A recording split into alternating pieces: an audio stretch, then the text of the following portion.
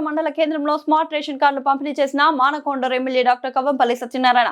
గన్నేరువరం మండల కేంద్రంలో తెలంగాణ ప్రభుత్వం తలపెట్టినటువంటి స్మార్ట్ రేషన్ కార్డులు లబ్ధిదారులకు అందజేశారు. అనంతరం ఎమ్మెల్యే మాట్లాడుతూ స్మార్ట్ రేషన్ కార్డులు ప్రజలకు ఎన్నో అవసరాలకు ఉపయోగపడుతుందన్నారు.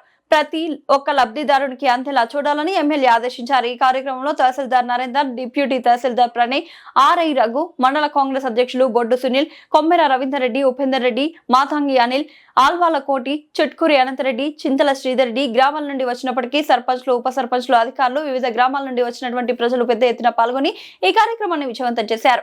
మన ప్రభుత్వం వచ్చిన తర్వాత ప్రజాపాలన పెట్టి ప్రజాపాలన దరఖాస్తు పెట్టుకుంటే ఎవరి ప్రమేయం లేకుండా ఏ లీడర్ చుట్టూ తిరగకుండా మీ సేవా కేంద్రాలకు పోయి రేషన్ కార్డు తెచ్చుకున్నారు. అవునా అవునా కదా? మా తల్లులు చెప్పాలి, పిల్లల పేరు మీద ఉన్నది అంటే మా తమ్ముళ్ళు చెడ్డోళ్ళని కాదు, కానీ మా ఆడపిల్లలందరూ కూడా, ఆడపడుచులు, మా చెల్లెలు, అక్కలు అందరూ కూడా కలిగింది.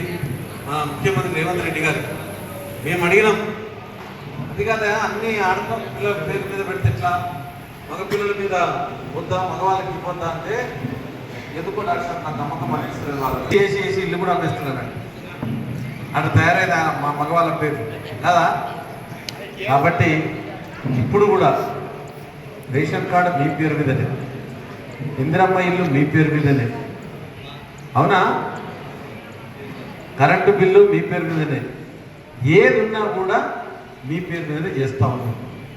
మరి మీరంటే అంత ప్రేమ, గౌరవము, నమ్మకం. కాబట్టి మా ప్రభుత్వం ఏదైతే నమ్మి మీ పేరు నుంచి ఉందో ఆ నమ్మకాన్ని బొమ్ము చేయకండి. ఈ ప్రభుత్వం తప్పకుండా ఉన్నోళ్ళే అనుకుంటారు. ఉన్నారా లేరా? మరి గత 10 సంవత్సరాల్లో వడ్డీ లేని రుణాలు వచ్చినాయా? కరెక్ట్ చెప్పండి అమ్మా. పావుల వడ్డీ వచ్చిందా? ఏమన్నా రుణమాఫీ అయిందా? మరి మనం వచ్చిన తర్వాత వడ్డీ లేని రుణాలు ఇచ్చినాం, పావుల వడ్డీ ఇచ్చినాం. ఆ తర్వాత ఎవరైనా చచ్చిపోతే యాక్సిడెంట్లో ఆ ఉన్న లోన్ అంతా మాఫీ చేసి 10 లక్షల రూపాయలు ఇచ్చినామా?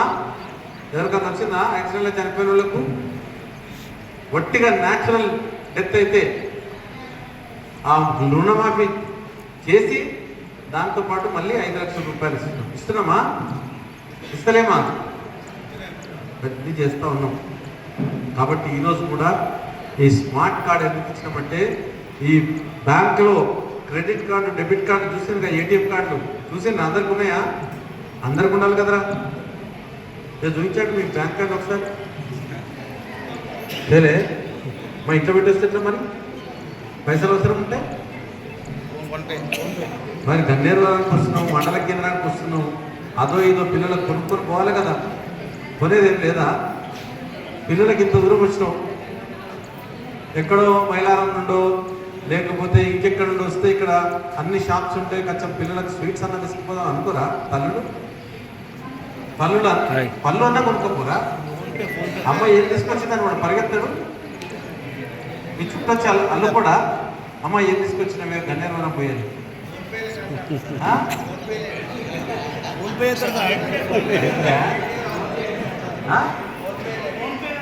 ఫోన్ పేలేనా? అంతా ఫోన్ పేలేనా? ఓ సారీ. దగ్గర పిల్లలు, నేను చిన్నప్పుడు డాక్టర్గా పనిచేసినప్పుడు నేను ఎప్పుడైనా ఇండియంలో పనిచేస్తాను వరంగల్లో.